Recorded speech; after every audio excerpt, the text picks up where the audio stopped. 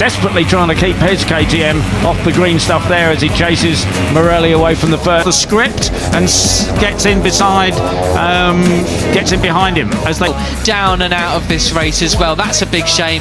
Pons was having a better weekend of it. I saw him this corner. Of course, him and Morelli came to blows back in Sachsenring, didn't they? And look at the gap then. They go after Veda Pratama, and Uriarte is closing down. That's a 10 bike lengths lead. It's back. Earlier, he was pretty happy, and Christian Daniel down and out as well. And Joel just doesn't have any luck. With the chasers, they are on it. They are gonna catch them, I think, Peter. It was to about 2 now. Yeah, exactly that. Well, the action behind, we're not seeing too at the moment, does he? As you say, he was doing better this weekend. He certainly didn't need that. Both obviously okay, and they're going to be 0.6 of a second as they come across the first intermediate. Much of it at the moment, but it really is all action down to about 11th. Riding again tomorrow. What happened here then? Oh, Christian took him a selfie. It split there, so I think that's it. The leading pack have been caught officially. Place 12th place, even 13th place, I think, actually, with Mitani and Plonk there. Because Christian Daniel Jr. found, and then Pons clipped him. Christian, that was a brutal look. Fastest rider on track is that rider there, number 7 of Benyat Fernandez. And of course, that crossed the line in 6th position. He's now been pushed all the way back to 11th, so clearly it's all action one. Glad to see him up and walking from. Well, thank goodness for the Tech Air suit from Alpine Stars. A group of 5 punches a big hole in the air, and that drags the other guys into the slipstream. Behind, I've got to say, actually, you know, TV Direction are listening in. I'd definitely like to get a look at. Which obviously fired up as he was in the air and will have saved a very, very nasty collision very effectively. So it's Brian Uriarte who takes up the lead from Veda Pratama. So positions 4 down to 13, I reckon, because this is all very interesting, but it's a bit followed with the tarmac on the way down. There is a number 11 of David Gonzalez, the Spaniard. He heavy on the brakes, and it's really steep downhill into turn 4 there. You can see the rear wheel of Uriarte, the leader. Clearly, the big chunks being taken out of these KTM production machines is happening. It's the 4th of those 5 riders. And it still is Veda Pratama who is just popping off the ground momentarily as they now come into the fastest slipping behind this leading trio. Yeah, that's right. So we've still got Veda Pratama leading, but there, you know, their lap has the advantage. Brian Uriarte in 2nd. Look who our top 3 are, Peter. It's as if a sweeping section as Guillaume Plonk, first rider to have a long lap penalty for exceeding. Now the 140, low 149s, but Hakim's pole time was 140.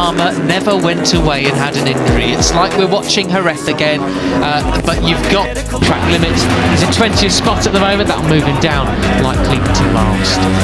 8.2, over, you know, a second quicker than they're now going. Sporting acts and potentially the extra protagonists as well of David Gonzalez and Julio. Right, and as you were talking about, you know, using up your tyres too much, these Pirellis are really super. Well then, we've also got the number 77 of Martinez there. Here we are. So this is that battle for 4. Pugliese, but the top 3, Pratama, Uriarte and Danish.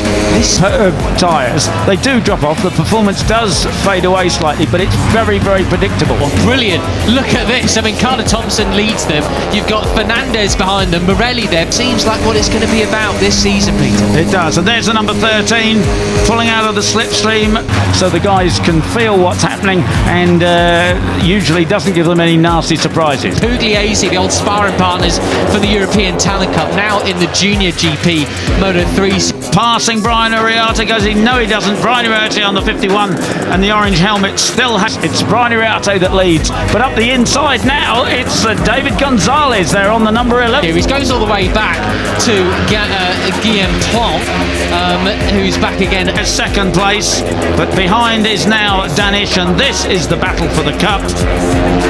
Into 2nd place. I think I saw Christian Daniel pushing Marco Morelli rather wide for a 3rd season. Poor Ramestorfer, who started 3rd, finds his. Benyat Fernandez, of course, is right there in towards the penultimate turn, and there we have the weave-in riders trying to help in 11th.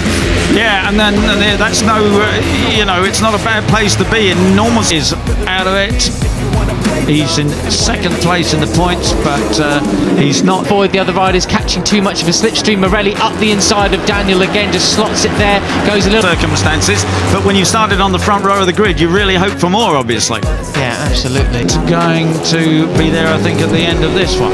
No, absolutely not. Let's have a further look. A little bit wide onto the green then, so he might himself have a track limits warning, but they have officially been caught by. They are not working together and hunting them down, unfortunately. It's now 3.8. The gap is down the field. Then we got the likes of Morelli, who is absolutely at the back, is now picking up a point. The others, they've now got car pushing on their tail, car pushing, moving up the inside, potentially, certainly of Morelli, but all Morelli, speedway style, slides it into turn 6 there to try and take. You got the Frenchies, Plomp and Da Costa there, 13th and 14th. Singapore is down. So potentially Daniel as well, not quite, as we see Morelli get pushed wide now by Benyat Fanay. Back the 4th position from Carter Thompson. He does.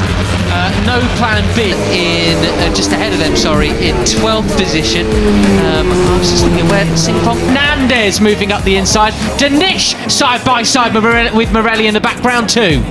He absolutely nailing it, but then there's Benyat Fernandez coming up the inside now. Yeah, and there, as I say, they're qualified. It was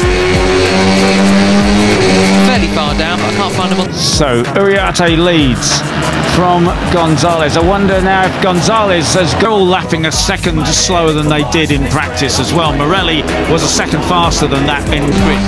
Oh yes, 23rd, there we go, all the way down. So that's a very, very decent ride so far from. But with the fellow Spanish one, if the two Spanish can make a break for it, they've got the slightest advantage in qualifying. There is your third position on him, as well as Mitani in 8th as well. Agostinelli, the Vietnamese rider. Advantage over Veda Pratama in 3rd place. But they were half a second slower last time around. That grid rider, Ramersdorfer then. Very easily identifiable bright red helmet there, up into 9th place, as well as the number 9. Down the corkscrew and car pushing, Peter. The Yugoslavian rider, Kyrgyzstani rider, Austrian flag colours. Thank you, Ramersdorfer, for making our lives a lot easier. Again, you're looking back at what a great picture that is. Looking back at Hakan Danish, and now. Sorry. Yeah, look at this stuff side by side. And Same goes for the likes of Christian Daniel Jr. as well. He's currently in 9th spot. He's got the big stars and stripes. Forward, Brian Uriarte, and the leader Veda Pratama on the 54. Hard on the brakes. The back end of the KTM hopping around there as Brian turns. It's all over his the American red, white, and blue as well, as you can see. But it is no plan.